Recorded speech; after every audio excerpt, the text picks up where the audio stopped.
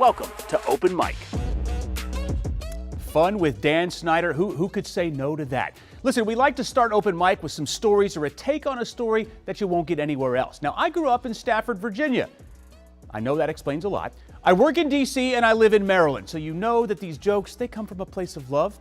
We're going to start things off tonight here in the district, where popular local burger chain Z Burger is exploring its legal options after the Russian Ministry of Industry and Trade asked citizens to come up with new names for the old McDonald's restaurants in Russia.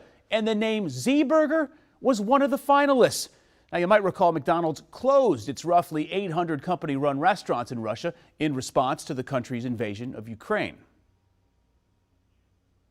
In May, the Russian Ministry of Industry and Trade asked its citizens a question on social media. How should the new owner of 800 old Russian McDonald's locations rebrand the chain? Well, hundreds of suggestions were considered, according to international media, including one we know here in D.C. Oh my! Yes, Z Burger. Russians love the letter Z. They've marked their tanks and uniforms with it in Ukraine. But you won't find any Russian propaganda in this D.C. burger chain. OMZ. Russia went from invading countries to invading copyrights and intellectual property. Russia looked at Z Burger like, nice name you got there, comrade. It'd be a shame if somebody were to just step in and take it from you. Z Burger has made it clear they are not okay with this.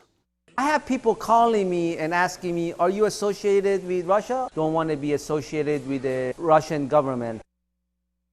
That was about the closest Z Burger's founder could come to slapping Putin in the face like Will Smith and yelling, "Keep my business's name out your rusty mouth."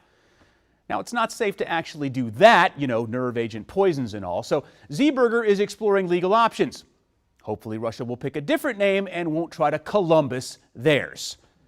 Now that one's deep. Give it a sec. Okay. Next up, we're taking a trip to Chesterfield, Virginia, where toy company Lego plans to invest over $1 billion to build a factory in the Richmond suburb. This is tremendous. A Lego factory, it's the best kind of blockchain investment, right? It is only bad news to parents, though, because more Lego blocks in the world means more messes to clean up and more reasons to, man, watch your step around the house. You do not know pain like accidentally stepping barefoot on your child's Lego bricks. Been there, done that, have the permanent scars to prove it. I'm surprised, actually, that the CIA didn't use that as an interrogation tactic at Guantanamo. Probably because it's too cruel. Waterboarding? Yeah, we're cool with that. But making prisoners walk on Legos? Nope, you've gone too far, America. We'll see you in The Hague for an International Criminal Court tribunal, because that is a human rights abuse. All right, let's talk about the positives here, though. This new factory could create up to 500 jobs, according to a company news release. Lego also pledged that the factory's day-to-day energy needs will be matched by renewable energy generated by a solar park on site. So everything sounds great.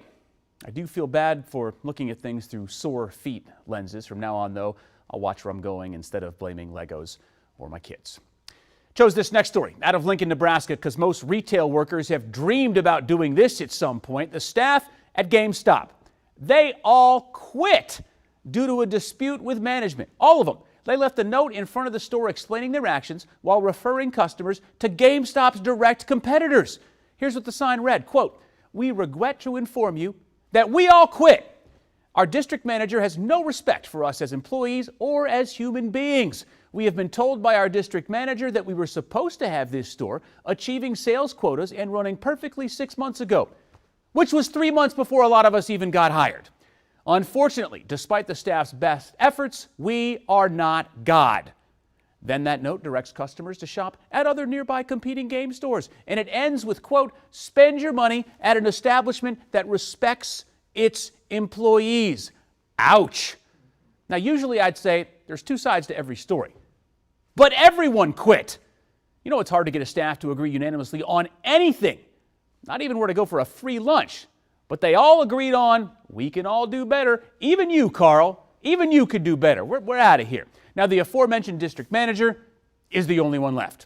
He or she is going to be working all by themselves, stocking copies of Minecraft with no help. So good luck, bro.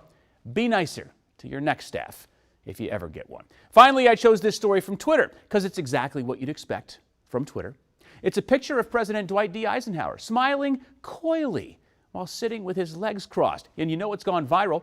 Gay Twitter has had a field day mocking the image. Don't worry, there's a backstory, and don't worry, I'm going to tell you about it. In 1953, Eisenhower issued Executive Order 10450, which used the term sexual perversion as a reason to prevent gay and lesbian people from getting government jobs, or to fire them if they already worked for the government. So basically, Twitter users are saying, Ike doth protest too much, methinks. Now, before anyone gets mad, people are poking fun at the picture in English, not German. So thank you, Ike.